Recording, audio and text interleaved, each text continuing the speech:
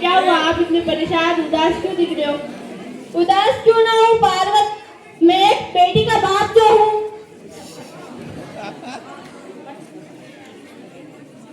अब आनंदी का विवाह का समय आ गया है, इसलिए उसका जल्दी से विवाह करवाना होगा। ये आप क्या कह रहे हैं? अभी आनंदी तो मात्र 14 वर्ष की और उसकी कभी खेलने कूदने की और लिखने पढ़ने की उम्र है और आप इतनी जल्दी उसकी शादी करने की बात कर रहे हैं। बेटी का विवाह जितना जल्दी हो जाए उतना पार्वती। पर बापू इसमें मेरी क्या गलती है? तेरी गलती ये है कि तू एक बेटी है और लड़की है।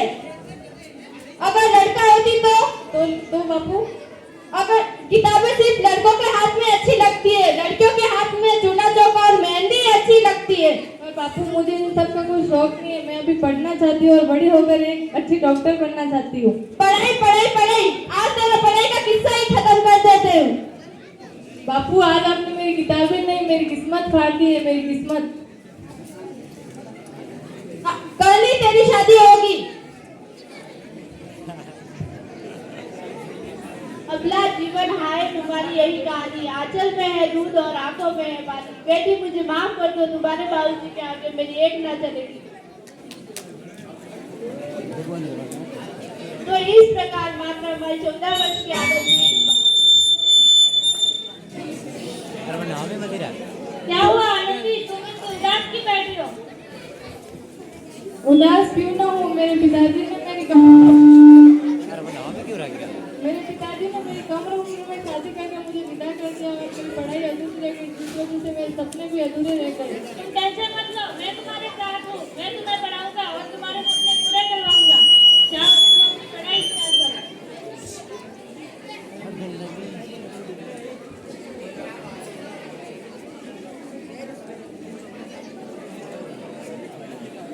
आनंदी, तुम्हारा 12वीं का रिजल्ट आया है, तुमने स्कूल में टॉप किया है।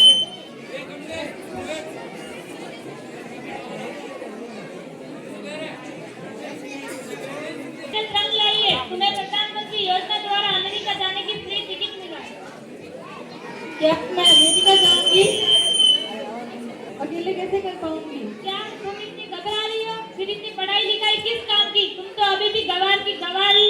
मैं अब गवार नहीं हूँ, अब मैं अकेली अमेरिका जाऊंगी और अपनी पढ़ाई पूरी कर एक अच्छी काबिल डॉक्टर बन के दिखाऊंगी। हाँ, ये हुई ना बात। अब हमारी आनंदी अब अपने सपने को पूरा करने के लिए अमेरिका की तरफ जाती है और इस तरफ उसके पिताजी की तबीयत बहुत अधिक खराब है। देखते हैं कि आगे क्या हो।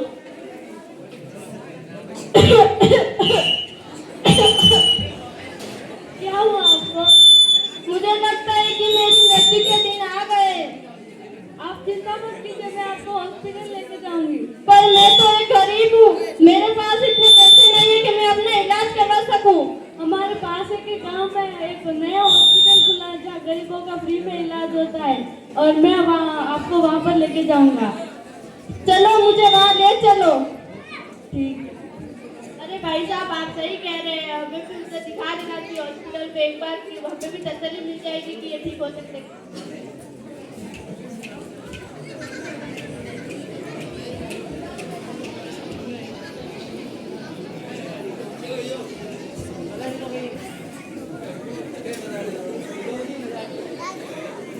अरे इनकी हालत तो बहुत ही खराब है, अब इन्हें तो भगवान ही बचा सकता है या फिर कुछ कार्य।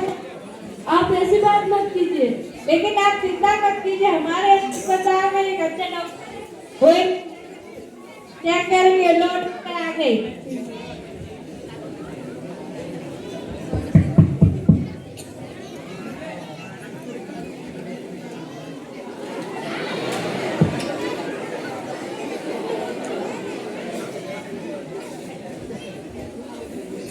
अब ये बिल्कुल ठीक हो जाएंगे।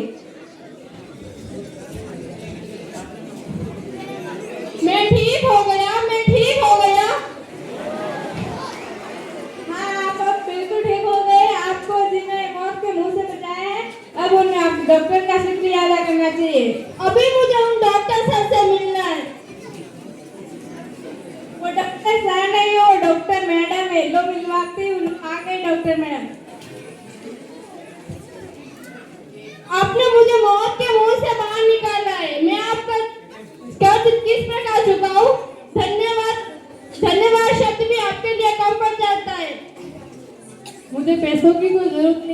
मुझसे आप एक वादा कीजिए कि आप लड़के और लड़कियों में कोई भेदभाव नहीं करेंगे और लड़के और लड़कियों को अपनी दोनों आंखों के समान मानेंगे।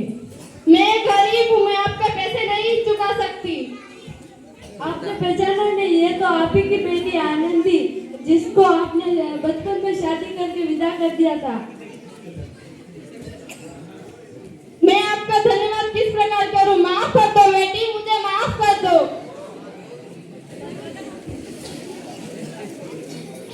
तो हम सभी आपको इस नाटक के द्वारा यह संदेश देना चाहते हैं कि हमें बाल विवाह जैसी कई कुरीतियां हैं जिसे समाज से उखाड़ कर फेंक देना चाहिए और लड़कों और लड़कियों में एकता रखनी चाहिए और जितना हो सके उतना लड़कियों को आगे बढ़ने के लिए उन्हें पढ़ाना चाहिए और उनके सब सपने पूरे करने की उन्हें लड़कियों को अपना सपना देखने के पूरा हक है और हमें उनका सपना पूरा करना चाहिए, उन्हें प्रोत्साहित करना चाहिए।